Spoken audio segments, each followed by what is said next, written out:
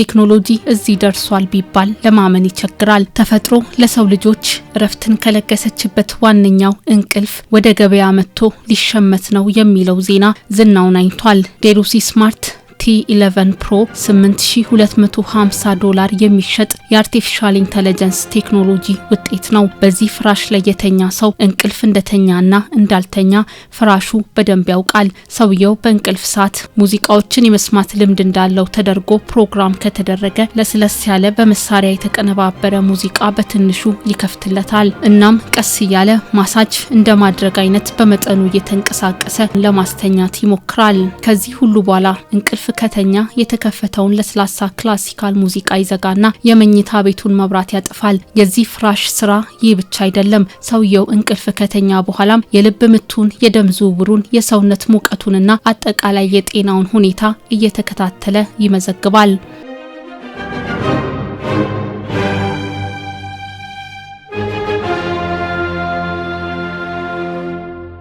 በዚህ አልጋ ላይ የተኛ ሰው ሰውነቱ ላይ ያልተለመደ አይነት ትኩሳት እንዳለው ፍራሹ ካስተዋለ በተገጠመለት አርቲፊሻል ኢንተለጀንስ አማካኝነት የትኩሳቱን ሁኔታ መዝግቦ መልእክት ይልካል። ይህ የሚሆነው የሰውየው የጤና ሁኔታ ለክፉ የማይሰጥ ከሆነ ነው። ነገር ግን ሰውየው በተኛበት ወቅት በድንገት ከታመመ ይህ ስማርት ፍራሽ ከሰውየው ስልክ ጋር ባለው የኢንተርኔት ግንኙነት አማካኝነት ወዲያውኑ ለድንገተኛ ህመም ተብሎ ወደ ተመዘገበ የሕክምና ተቋም ወይም ሐኪም ጋር ስልክ ደውሎ እገሌ በድንገተኛ ህመም ላይ ስለሆነ ቶሎ ድረሱለት ሲል ይደውላል። እንደ መልካም ወዳጅ አለውልህ ይለዋል።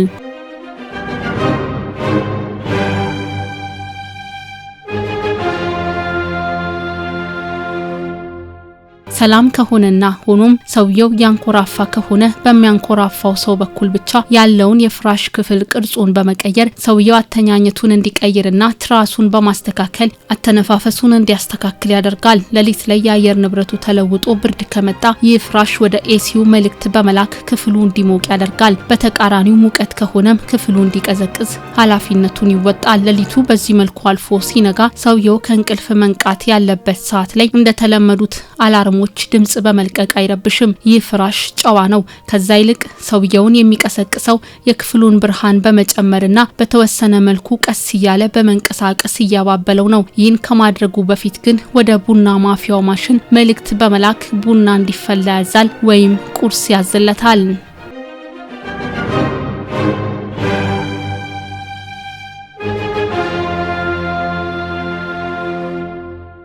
ማታ ሰውየው ጥሩ እንቅልፍ እንዳልተኛ ካስተዋለ ሲነጋ በሰውየው ስልክ ላይ ጥሩ እንቅልፍ ለመተኛት የሚያስችሉ ጠቃሚ ምክሮችን ይልካል። ሆኖም የሰላማዊ እንቅልፍ ጉዳይ በምቹ ፍራሽ ላይ ከመተኛት ጋር የተያያዘ ባለመሆኑ እዚህ ላይ ተኝተውም ጥሩ እንቅልፍ ማግኘት ሊቸግር ይችላልና ይህን መሰል ምኝታ ሳያስፈልገን ስለምንተኛው ስለ ጥሩ እንቅልፋችን ማመስገን የግድ ይላል። ቴክኖሎጂ ግን እዚህ ደርሷል።